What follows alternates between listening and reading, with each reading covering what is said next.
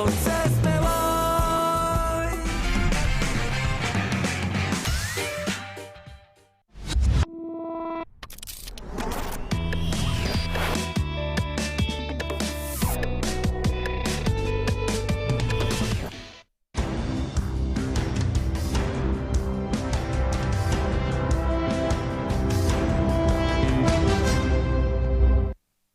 Muy buenas noches, provincia. Bienvenidos a compartir la edición central de Noticiero 11. Como siempre, les proponemos en los próximos minutos repasar lo más importante, lo más destacado de la jornada informativa del día de hoy en Salta, en el país y en el mundo.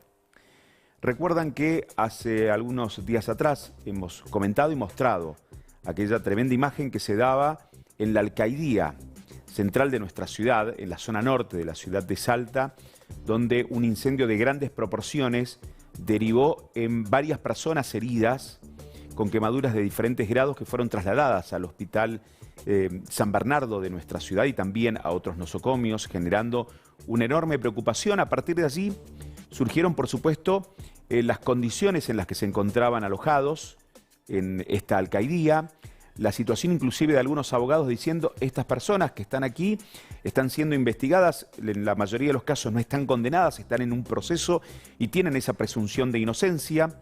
Por el otro lado, también los familiares que se apostaron fuera del hospital San Bernardo, fuera de la alcaidía para manifestar su malestar, su enojo por lo que consideran un accionar inapropiado de las fuerzas de seguridad que debían controlar justamente a los mismos. Desde la alcaidía, desde el área que corresponde, indicaron que el incendio se provocó por parte de los propios presos que comenzaron un incendio, que trabaron las puertas y no permitieron el ingreso en tiempo y forma del personal.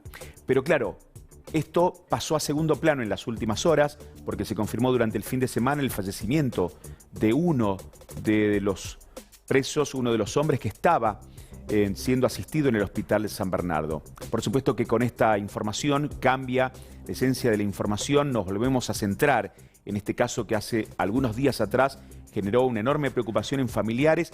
Todavía hay personas siendo asistidas en el hospital San Bernardo de nuestra ciudad. Ellos se manifestaron en las últimas horas luego de conocida la muerte de este joven de 19 años que tenía una causa por robo calificado, una situación de robo en poblado, en banda, con la utilización de armas, pero paralelamente, mientras estaba siendo asistido en el hospital San Bernardo, había recibido la noticia a su familia de que ya tenía la posibilidad de regresar a su hogar cuando pudiera recuperarse. Lamentablemente no lo logró hacer, falleció en las últimas horas y este es el dolor de sus familiares pidiendo justicia por él mismo.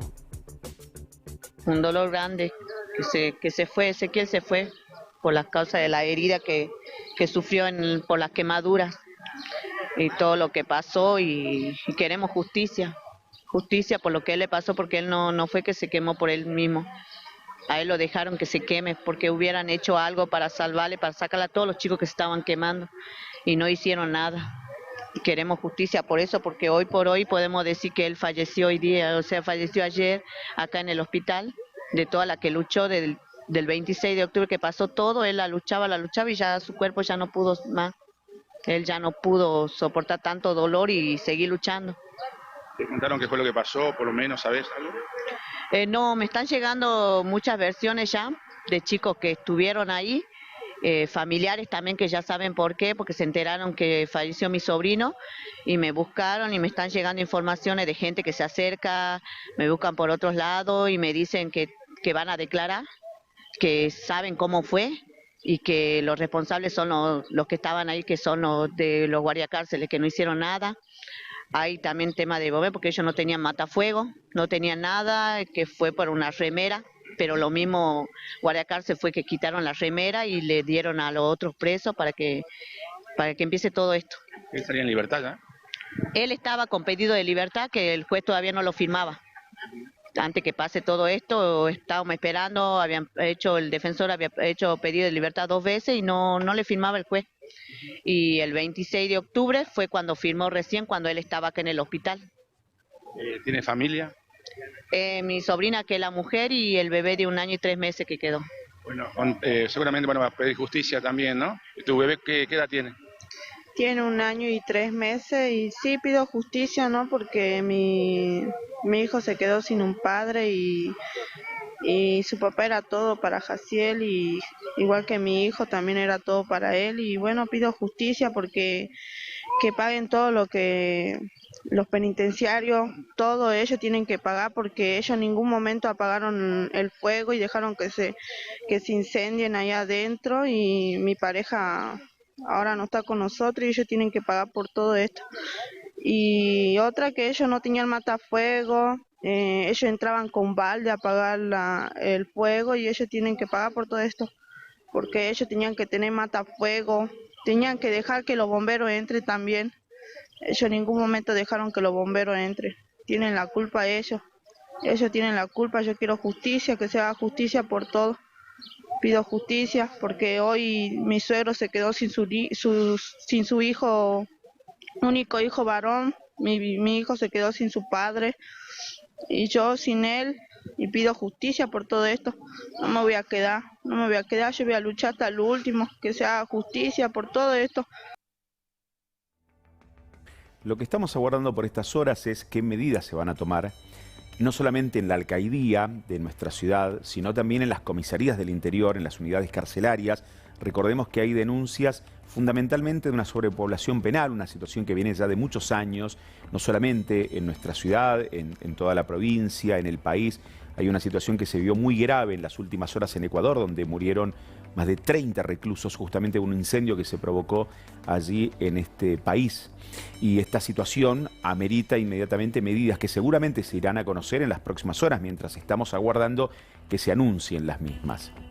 El día viernes contábamos aquí en nuestro servicio informativo, porque en las redes sociales inmediatamente surgió como título que los hermanos Saavedra habían quedado libres por decisión de la justicia salteña por el crimen de Jimena Salas. La aclaración que brindábamos en aquel momento indicaba que la justicia determinó con certeza la autoría material de Javier Saavedra en el crimen de Jimena Salas y sus hermanos habían quedado libres por el beneficio de la duda. ¿Qué dice la familia de Jimena Salas? Su representante legal, el abogado querellante, habló respecto al fallo que se conoció el pasado día viernes. Número primero, absolver por aplicación del principio de la duda a Adrián. Hay objetivos cumplidos que son, primero, poderse haber hecho el juicio, la audiencia del debate, y luego, por supuesto, llegar a una sentencia, primero con una determinación de la responsabilidad de Javier Nicolás Saavedra como el autor del crimen, como del femicidio de Jimena Salas, eso es muy importante.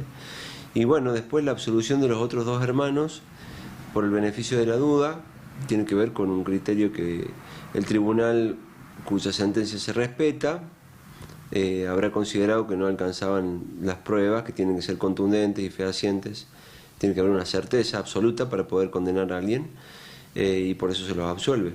De todas maneras vamos a analizar qué dicen los fundamentos para ver si la querella y la fiscalía también van a apelar esa decisión. Por ahora no está tomada esa decisión de apelar. No, no se puede, sería una falta de respeto, digamos, si no sabemos si hay algún tipo de vicio lógico o jurídico, fáctico en la valoración de la prueba, pero más allá de eso estamos muy conformes con que se haya desarrollado el juicio y con que se haya determinado que el autor material del femicidio fue Javier Nicolás Saavedra. Nosotros consideramos que no, de ninguna manera quedó impune porque el objetivo precisamente es que se esclarezcan los hechos, todas las circunstancias en que se cometió el femicidio para poder dar una respuesta a la familia de qué es lo que pasó y que se determine quién es el autor de esos hechos, en este caso de este crimen tan horroroso como fue el femicidio de Jimena. Ahora, doctor, usted está desde el comienzo. Ya se ha realizado un primer juicio a Vargas y bueno, ahí viene este segundo juicio. ¿Usted cree que fueron los mismos caminos o caminos diferentes? Así es, yo estoy desde los pocos días de haberse cometido en enero del 2017 el femicidio y bueno, ya llevamos casi 9 años, pasó de todo. Tuvo sus idas y venidas, sus distintas vicisitudes, algunas muy lamentables en el medio, y por eso es que, como me preguntabas recién, en el balance después de tantos años creo que finalmente es positivo, porque impune sería un crimen que no avisora ningún tipo de perspectiva o panorama hacia algún responsable, algún sospechoso en el cual no se puede hacer un juicio o no se conoce quién es el autor. En este caso tenemos las dos cuestiones. Primero, que hay una descripción detallada de cómo ocurrieron los hechos y luego que se sabe quién fue. La semana pasada prácticamente todos los días iniciamos nuestro servicio informativo hablando de siniestros fatales, de motociclistas que perdieron la vida en las calles y rutas de la provincia de Salta. Una vez más, Apolinario Saravia, una situación que se vivió en Cerrillos en las últimas horas, todo tiene que ver con siniestralidad vial, con hechos ocurridos justamente en las calles y rutas de la provincia. Y otra vez 2 víctimas fatales, 2 motociclistas que fallecieron. En la ruta provincial 5, el primero de los hechos, el choque de 2 motocicletas en el acceso sur de Apolinario Saravia, en el mismo lugar donde hace una semana atrás comentábamos la muerte de un joven que había sido colisionado, embestido por un colectivo de larga distancia. En este caso, durante el fin de semana, chocaron 2 motos y una mujer termina perdiendo la vida. Y después, en la jornada del día de hoy, un joven que pierde el control de su rodado, termina cayendo pesadamente muy cerca de un canal, allí, en este recorrido por ruta, y termina perdiendo la vida en el lugar. Se transforman en víctimas fatales, una vez más, de siniestralidad vial, víctimas fatales motociclistas. Lamentablemente los números son tremendos de lo que ha ocurrido en las últimas semanas en cuanto a los siniestros viales que venimos contando diariamente, y aunque parezca recurrente, es una realidad que atraviesa a toda la provincia de Salta en diferentes circunstancias, en diferentes horarios. Puede ser en calles poco transitadas, con mucho tránsito, en rutas con o sin tránsito vehicular, o lo que ocurrió en la jornada del día de hoy, Tabela y Ragón. Nos vamos a la zona sur de la capital salteña, donde una situación que se vivió: un camión, una moto y una camioneta que no aparece en imagen porque se da a la fuga, según relatan quienes se acercaron al lugar para asistir a la persona herida. Se cruzó una camioneta, una Sandero, dijo, ¿no? Una camioneta paró en verde y el camión para no agarrarlo del todo, mi hermano se tira, pero lo agarra igual de atrás. Pero nada de gravedad. ¿Tu hermano venía en la moto? Él venía manejando la moto. ¿Y él impacta en la parte lateral del camión? Claro, de frente le da el camión y la moto queda agarrada en la parte de atrás, de la rueda de atrás. ¿Tu hermano venía por la Ragone? Claro, por esta. Los dos venían circulando. Sino que una camioneta, una Sandero verde militar, paró en verde, y él cuando la ve, para no chocar de frente, se tira para el costado, y de ahí el camión hace lo mismo, pero lo agarra él. Y la camioneta que manejaba una señora se da la fuga en vez de parar y fijarse lo que ocasionó, porque ella paró en verde, estando el semáforo en verde. Claro. Y se genera el accidente y la señora se va del lugar. Sí, se vio y se fue igual. Así que es darse a la fuga. Claro. Así que, o sea, como te digo, vio el accidente que ocasionó y se fue, no tuvo consideración. Bueno, tu hermano, decías, todo bien, no sufrió ningún problema. Yo a la clínica para que la ingrese por RT porque estaba yendo a trabajar. Perfecto. Así que fue eso nada más. Solo daños materiales. Daños materiales, sí, que ya, bueno, se van a hacer cargo los seguros, pero lo hubiera sido mejor que la que ocasionó el accidente sea más humana, claro, y se fije, porque es una vida, que es una moto, y el camionero venía atento y despacio, claro, porque mi hermano casi ha sido aplastado por la rueda del camión. Steway. Steway verde militar. Y esta es una circunstancia que se dio, que permitió el diálogo de muchas personas que dijeron: ¿qué ocurrió en el polideportivo de la ciudad de Orán el pasado viernes? Cayó una jirafa de un aro de básquetbol. Estaban niños de la Escuela Municipal de Handball por utilizar el predio, el polideportivo de la ciudad de Orán. Tiene, ya lo hemos mostrado en varias oportunidades, un sinfín de actividades, básquet, handball, especialmente porque es uno de los deportes predilectos en el norte de la provincia. Los padres decidieron mover la jirafa de básquet, que estaba fija allí en el lugar, sin autorización de las autoridades correspondientes. Cuando intentaron mover la jirafa, termina cayendo, no impacta de lleno en uno de los chicos que estaban allí en el lugar. Las imágenes justamente muestran lo ocurrido. Las cámaras de seguridad registran el momento donde el niño se salva, milagrosamente en esta situación que se vivió el pasado viernes en horas de la tarde en el polideportivo de la ciudad de Orán. Informaron desde el municipio que la maniobra se realizó sin el conocimiento ni las precauciones necesarias, lo que provocó la caída del soporte, la rotura del tablero, el golpe al niño, quien afortunadamente se encuentra fuera de peligro. El accidente tuvo lugar mientras el personal de turno realizaba tareas en otro sector del predio. Desde el municipio señalaron que el daño generado es de alto costo, afecta directamente el normal desarrollo de las actividades de básquet en el complejo deportivo. Van a solicitar a los responsables del hecho hacerse cargo de los daños provocados, pero fundamentalmente la recomendación de no movilizar, de no intentar mover equipamientos, maquinarias, lo que uno no sepa manejar o cómo manejar, no hacerlo. Esto ocurrió en el norte provincial, pudo ser una tragedia y quedó solamente como un daño material y un susto para el menor de edad. Se dio el pasado viernes en el polideportivo de la ciudad norteña. La noticia que vamos a contar a continuación tiene varias aristas. Es muy compleja como todo lo que ocurre en la zona de frontera. La primera noticia, el primer título, es muy fuerte. Un secuestro extorsivo de 3 menores en la localidad de Aguas Blancas.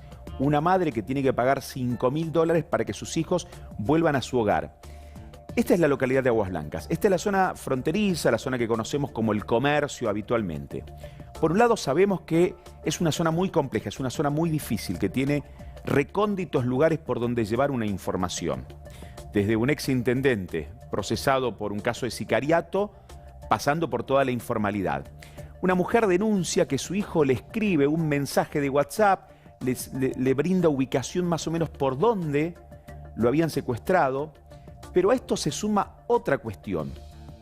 Previamente, una mujer había denunciado que le habían robado una motocicleta donde aparentemente podrían estar involucrados estos menores. Después recuperan la moto. En un cruce de denuncias de estas características, nos quedamos por supuesto con la denuncia formal que se realiza en la justicia federal. Este es el WhatsApp que escribe el joven diciéndole a la madre: nos secuestraron, y posteriormente aparece una persona para cobrar un dinero. Después de algunos minutos, lo que accedió a la producción del 11 TV es este video. Los jóvenes denuncian que los levantan en una camioneta blanca, que allí los llevaron, los tuvieron secuestrados muy cerca de Peña Colorado, un paraje cercano a la localidad de Aguas Blancas, que luego de pagar esos $5.000, ellos pueden regresar a su hogar. Fíjense que la camioneta pasa, las cámaras de seguridad privada registran ese momento. De esa camioneta descienden los 3 jóvenes que se dirigen rumbo al domicilio de uno de ellos. Decimos que hay denuncias cruzadas porque por un lado está esta situación de un hecho de gravísima envergadura como un secuestro extorsivo. Es por eso que en este caso, luego de varias horas, se realizó la denuncia en la justicia federal. Allí se los va a ver a los menores tratando de llegar al domicilio de uno de ellos. Y por otro lado, una previa denuncia de un robo de motos que podría haber tenido este desenlace que estamos observando. Por el momento, Gendarmería Nacional se encarga de la denuncia federal, que se conoció por estas horas, y lo que estamos tratando es averiguar en qué circunstancias se encuentra dicha investigación.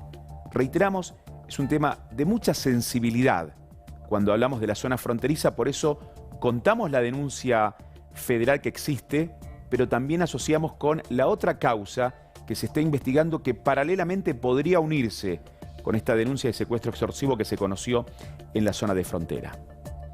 Y en el interior, pero muy cerca aquí de la capital, un par de kilómetros, una situación procesal que complica a un exintendente. Recuerdan que la semana pasada decíamos que Quila Gonza sufrió un revés judicial. En una primera instancia, el fallo de la justicia en la causa en la que llega a juicio Quila Gonza dice porque supuestamente intentó cometer un delito en contra del municipio. En segunda instancia, luego de la apelación de la fiscal Salinas Odoricio, la instancia superior dice no, cometió un delito. Por lo tanto, cambia totalmente la escena legal de la causa. Como Gonza no se presentó ante la citación judicial, está en rebeldía y por lo tanto el día viernes se confirmó la información de que solicitaron al juez interviniente la detención del exintendente de la localidad de San Lorenzo. ¿Qué dicen las actuales autoridades? Porque no nos olvidemos de algo. El pasado 14 de mayo, los vecinos de San Lorenzo lo eligieron concejal y podría estar asumiendo en un par de semanas.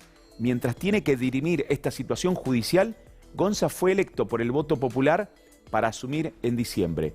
¿Qué dicen los sanlorenseños de lo que está ocurriendo? Que revocó la sentencia entendiendo de que el delito por el que se lo había condenado en primera instancia no era en grado de tentativa, sino como delito consumado. Y la reflexión que me trae es que me parece que está bien que la justicia actúe cuando advierte que un funcionario público actúa de manera irregular, es lo justo. Y es lo que tiene que pasar. La gente común que comete un delito tiene consecuencias a causa del delito cometido y los funcionarios públicos también tenemos que estar sometidos a la justicia. ¿Qué perjuicio le causó al municipio? No, bueno, al municipio en esa causa hicieron obras con personal municipal, con recursos municipales y la facturaron como si la hubiese hecho una empresa y en realidad son obras que se hicieron con personal y con recursos municipales. Creo que el último día, uno de los casos que creo que hay ahí, porque es una denuncia que la hace el exintendente Federico Parra. Una de las situaciones que yo conozco es que el último día de su segunda gestión libró cheques cancelatorios de pago por esas obras que no habían sido concluidas y que se habían hecho con personal municipal, y cuando no era intendente se presentaron en el banco a cobrarlas. Ahora, ¿qué piensa? Porque es concejal electo, ¿debería asumir? Y yo entiendo que alguien que perjudicó al municipio y que tiene condena por haber perjudicado al municipio no está en condiciones de formar parte de un consejo deliberante justamente del municipio al que perjudicó. Yo entiendo que no. De hecho, la pena que tenía impuesta y que tengo entendido que se mantendría es una inhabilitación perpetua para ejercer cargos públicos. ¿Qué opina de cómo actúa la Auditoría General de la provincia? No, la auditoría cumple con su trabajo. La auditoría, la función de la auditoría es controlar a los municipios y a la provincia, y es una tarea que tiene que hacer. Siempre el ideal es que se pueda actuar con agilidad. Lo que pasa es que Salta tiene 60 municipios más la provincia, entonces me imagino que es muchísimo lo que tienen para controlar, ¿no?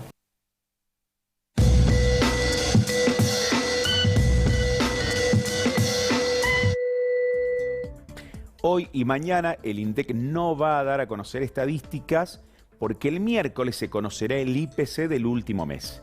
Recordemos que en Ciudad de Buenos Aires 2,2%. Mañana viene el doctor Roberto Villagracedo y vamos a ver si ya traemos algunos números como para anticipar qué puede ocurrir con los pagos de jubilaciones y pensiones. Pero sí hay aumentos que se dieron el mes pasado, que todavía continúan en los primeros días del mes de noviembre y que pueden llegar a impactar. Algunos especialistas hablan de una inflación que podría rondar entre el 2,3 y 2,5%. Uno de los aumentos que se dio en los últimos días tiene que ver con el aumento de la carne. Es cierto, hay una caída en el consumo por una cuestión de precios, también de formas de consumo, de alimentación, que ha ido cambiando en la sociedad argentina. ¿Qué dicen los especialistas, los sectores que trabajan con los productos cárnicos de los aumentos que se registraron en las últimas semanas? Los últimos 15 días la carne debe haber subido más o menos el 10%. Ha ido escalonadamente ya desde octubre, y la última semana, que fue el aumento más grande, que ya fue del 5%, me parece que en total llegó un poquito más del 10%. ¿A qué se debe?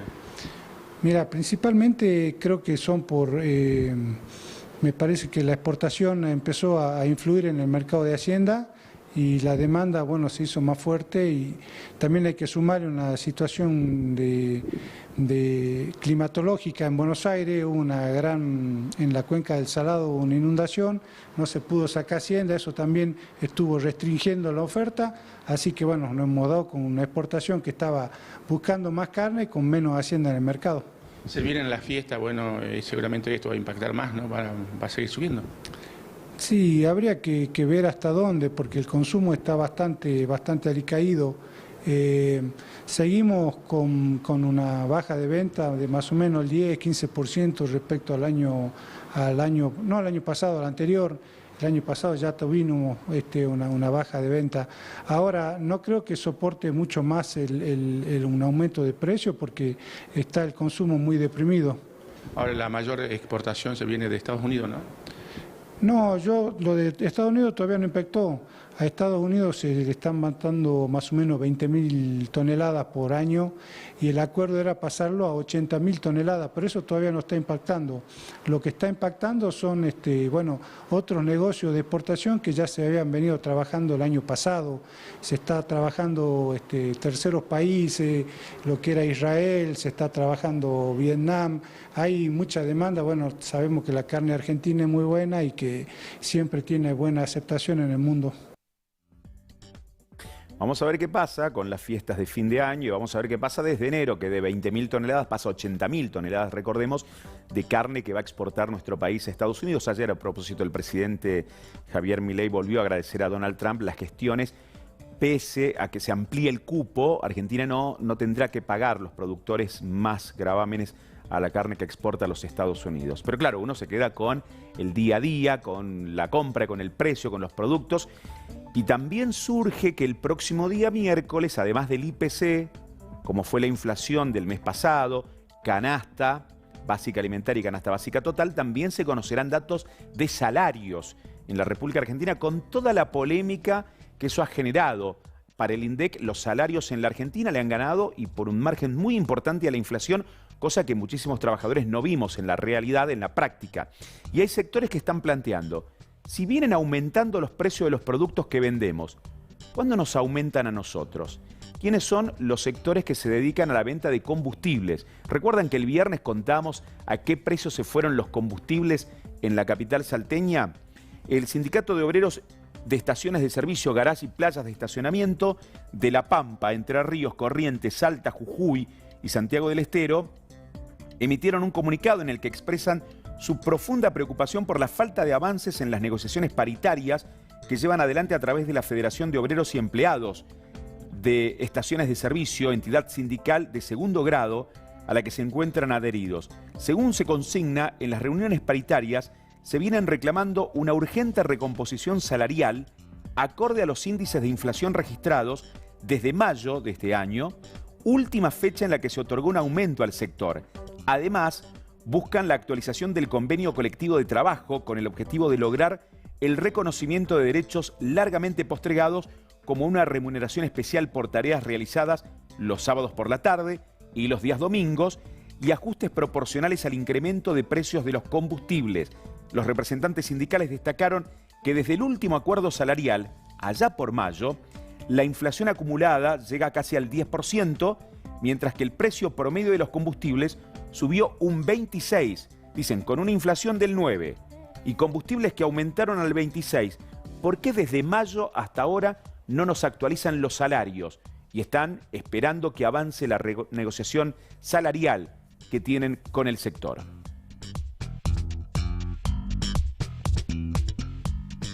En el medio, el secretario de Trabajo de la República Argentina, en pleno proceso electoral, en la Cámara de Diputados, da algunos anticipos de lo que va a ser, sin duda alguna, la ley más importante o las leyes más importantes que buscará el gobierno nacional con la próxima integración que tendrá el Congreso Nacional. Reforma tributaria, reforma laboral y reforma, por supuesto, previsional. Sobre la reforma laboral habló Martín Menem. Hoy estuvo con Georgina en horas de la mañana en nuestro canal, en Telefe, y lo vimos a través de la pantalla del 11, e hizo referencia justamente al mismo. ¿Van a hacer la reforma laboral? Modernización laboral. Ajá. Hoy tenés ¿Para cuándo? 6 millones de personas Vamos a los números, que es lo importante. Dale. Hoy tenés 6 millones de personas que aportan al sistema y más de 7 u 8 millones de personas que trabajan en la informalidad. Esto, desde el 2011 a la fecha, seguimos teniendo la misma cantidad de trabajadores formales, crecen los trabajadores informales y crece la gente que se jubila. Claro. Evidentemente no hay incentivos, la ley y todo un sistema perverso en el medio que tiene muchos años no son un incentivo para tomar empleados y demás. Para tomar empleados en blancos y que aporten y que sostengan el sistema jubilatorio. El sistema jubilatorio, ¿no? Entonces, tenemos que modernizarnos. No hay pérdida de derechos, sino pensemos en las... Porque ya empezaron los de enfrente, ¿no? Que la gente va a perder derechos, que va a lograr mucho más. Nada de eso va a pasar. Simplemente hay 8 millones de personas que no tienen ningún derecho. Es verdad, Gordo. 8 millones de personas que trabajan en negro. Escúchame, Gordito, ¿es verdad que el proyecto dice que se van a trabajar 12 horas? Eso son lo que tratan de instalar del otro lado. Lo mismo que el tema del tema de la justicia, de español y demás. Empiezan a petardear un modelo que va a ser exitoso, que a la gente le va a ir mejor, que vamos a ser más productivos, que a medida que baje el riesgo país vamos a tener crédito. Si hay crédito va a haber inversión y si hay inversión va a haber más gente laburando, más gente aportando, que al final esto va a representar que podamos mejorar el tema de jubilación. Martín, Dos puntos. Siguen los sectores aclarando al gobierno nacional, los sectores más críticos, por supuesto, entre ellos la nueva conducción de la CGT. Los 8 millones de empleados en negro no es que no tienen derechos, no se los aplican.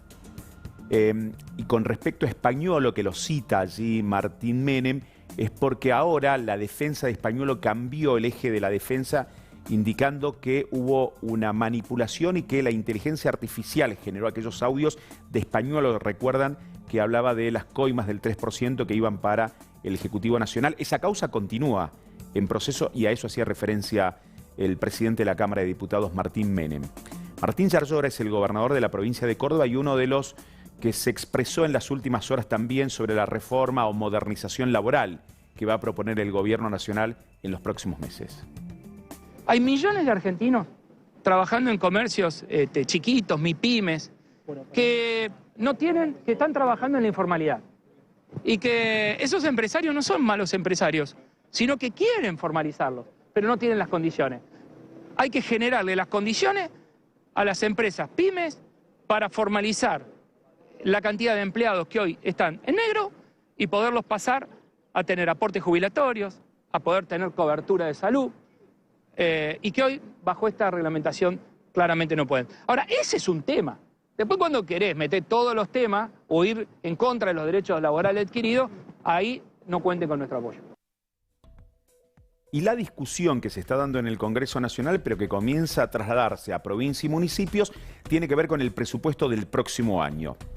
Hoy formalmente se presentó en el Consejo Deliberante el presupuesto 2026, para que los concejales comiencen a analizarlo, a debatirlo. Estuvieron autoridades municipales en el Consejo Deliberante, se empezaron a conocer detalles desde obras prioritarias, qué va a ocurrir con el tema de las tarifas en la capital salteña, qué es lo que dice justamente el municipio a la hora de presentar el presupuesto, luego de que Nación ya diera un bosquejo de lo que podría aprobarse en el Congreso Nacional, de que la Cámara de Diputados de la provincia comience a recibir el presupuesto provincial.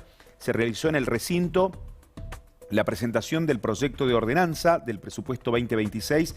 El encuentro estuvo encabezado por el secretario de Hacienda, Facundo Furió, quien estuvo acompañado por los secretarios de Ambiente y Servicios Públicos, Martín Miranda, de Obras Públicas, Gastón Viola, así como demás subsecretarios del área. 286.630 millones va a tener como presupuesto el municipio.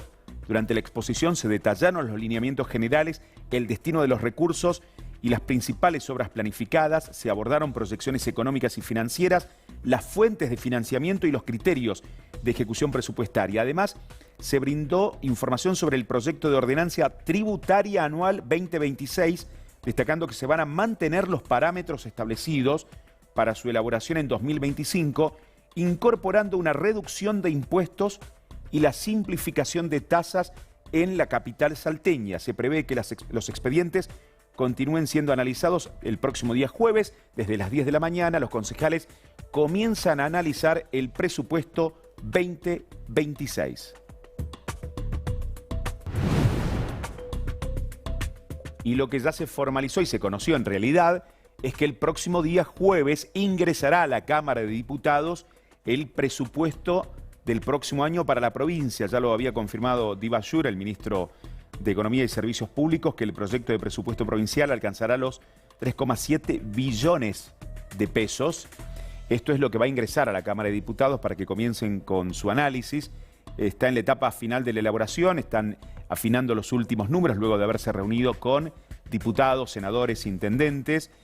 En aquel momento hablaron de estas reuniones que se llevaron adelante para tratar de ajustar por dónde se van a destinar los gastos más importantes, un 80% que seguramente será destinado a educación, seguridad y salud. Pero respecto a las obras hay gran expectativa para saber qué margen tendrá la provincia para llevar adelante como presupuesto. El gasto en personal representará entre el 57 y el 58% del presupuesto provincial. 57 y 58% va a pagar los salarios de los empleados públicos de la provincia de Salta. ¿Tendrá margen la provincia, por ejemplo, para hacerse cargo este año también de responsabilidades nacionales, como por ejemplo el incentivo docente, que tiene otro nombre, en la provincia de Salta? ¿Qué pasará con la construcción de viviendas, que también la provincia terminó haciéndose cargo de culminar obras que habían quedado a medias de la gestión anterior, de la gestión de Alberto Fernández? Veremos qué dice el presupuesto, que el jueves se presenta en la legislatura provincial y el jueves por la noche estaremos aquí presentándolo con el ministro en los estudios del 11 TV para conocer todos estos detalles y sacarnos todas estas dudas. Es que las provincias comienzan esta discusión que recién veíamos a Yarlora, fuera de Casa Rosada, hablando con los medios sobre la reforma laboral, pero la discusión con el futuro ministro del Interior, Diego Santini, que va a asumir el día de mañana, para preguntar ¿qué va a entregar la Nación? ¿Les va a entregar los fondos que están pidiendo las provincias? ¿Se van a hacer cargo de los compromisos asumidos previamente y que por ley le corresponden a las provincias? Habló justamente el gobernador mediterráneo respecto a la reunión del día de hoy. Bueno, ha sido una reunión positiva, cordial, productiva y bueno, veo con buenos ojos que se abra una nueva etapa, ¿no? Que nos permita dialogar y esta etapa poder generar consensos que nos permitan mejorar la calidad de vida de los argentinos. Es un factor central, ¿no? Cambiar la anterior etapa, que era de agravios, de insultos, a una etapa que hoy saludo, que es una etapa de cordialidad, de diálogo y que nos permite avanzar en los temas importantes de la Argentina. ¿Hay espacio para volver a confiar en el gobierno? Yo creo que el gobierno también entendió el mensaje de las urnas y claramente después del mismo, y aparte lo que está pidiendo toda la Argentina, ¿no? La posibilidad de buscar acuerdos, de buscar consensos. El diálogo es muy bueno, pero después del diálogo uno va planteando y después, bueno, hay que tener síntesis y llegar a conclusiones. Creo que hubo actitudes también a destacar y que también reafirman muchas de las cuestiones que nosotros veníamos expresando. Cuando decíamos a las familias discapacitadas hay que ayudarlas, no se las puede dejar así.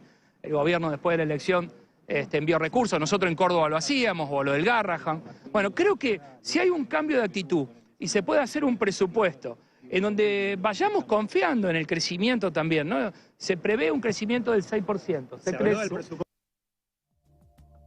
Hay una fuerte polémica que se instaló muy cerca de nuestra provincia, en la vecina Tucumán. Un juez decidió que un medio de comunicación por 6 meses no pueda expresarse respecto a fallos o actitud de la justicia y de un juez en particular que se sintió atacado por un medio de comunicación que cuestionó medidas que llevaba adelante el funcionario público que cumple el rol de juez en la vecina provincia de Tucumán. Fopea, por ejemplo, dijo que es un bozal mediático pocas veces visto en estos tiempos, desde el regreso de la democracia hasta estos momentos. Un tema que genera una enorme preocupación y nos adherimos, por supuesto, a nuestros colegas tucumanos que hoy, ante la presencia en una inauguración de viviendas allí del gobernador Jaldo, el gobernador de la vecina provincia de Tucumán, aprovecharon para preguntarle su opinión con respecto a este tema y hubo un cruce de opiniones al respecto. Gobernador, ¿qué opina sobre la medida cautelar que impuso el Ministerio Público Fiscal sobre los medios de comunicación? Soy respetuoso de las decisiones que se toman los poderes, por lo tanto no puedo emitir ninguna opinión. ¿Alza contra la libertad de expresión, gobernador? Sí, es una decisión judicial que hay que respetar. Hay instancias para revertirla. ¿Poner bozales a la prensa está bien? Yo no sé si es ponerle bozales a la prensa. Yo lo que sé que es una medida judicial y que nos guste o no nos guste hay que respetarla. Y hay caminos judiciales para revertir esa medida judicial si es que alguien entiende que es injusta o que tiende a amordazar la libertad de prensa. Tienen la vía judicial que, como se la implantó, se la sancionó, se la puede revertir. Los funcionarios públicos necesitan también la crítica de la sociedad y de la prensa. Sí, por supuesto, se puede criticar si estamos en democracia, todos podemos opinar. Que no se puede, todos gobernador. podemos... Eso dice el fallo que usted dice que es libertad de expresión. ¿Usted no lo va a respetar el fallo judicial? No. Bueno. ¿Usted sí? Yo sí, por supuesto, por supuesto. No se puede criticar a los funcionarios ni puede ser no fiscales. estamos hablando de respetar. Los fallos de la justicia, te gusten o no te gusten, los tenés que respetar. Luego, contratate un abogado, hacer un planteo judicial y tratar de revertirlo en el ámbito de la justicia. A los poderes hay que respetarlo en todo momento. Lo que no quiere decir que el poder tenga la razón.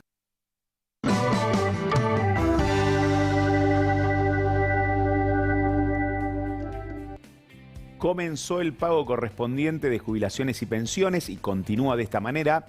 La franja 1 se está abonando, en el caso de jubilaciones, documentos terminados en 1 el día de mañana, el miércoles documentos terminados en 2. Vamos a ver el tema de pensiones no contributivas, que también comenzó el pago en el día de la fecha con documentos terminados en 0 y 1. Mañana documentos terminados en 2 y 3. El miércoles documentos terminados en 4 y 5.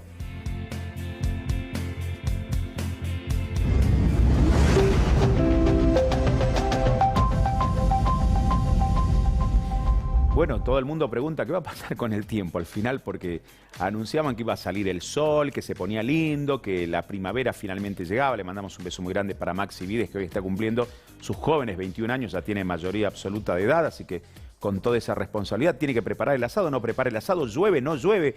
¿Qué va a pasar en las próximas horas en Salta? Hay muchas formas de decir te amo, y una de ellas es contratar un seguro de vida. Caruso Seguros, por amor a ellos. Sí, tienen la carne al asador nomás, hoy por lo menos. 21,4 la temperatura, muy linda en la capital salteña, agradable noche tenemos en la ciudad de Salta. Para mañana la temperatura va a rondar los 30 grados, qué agradable. El miércoles temperaturas también cercanas a los 30 grados, pero desmejora. Vuelve la inestabilidad ya el miércoles, también el jueves, también el viernes, pero con temperaturas arriba de los 20 grados.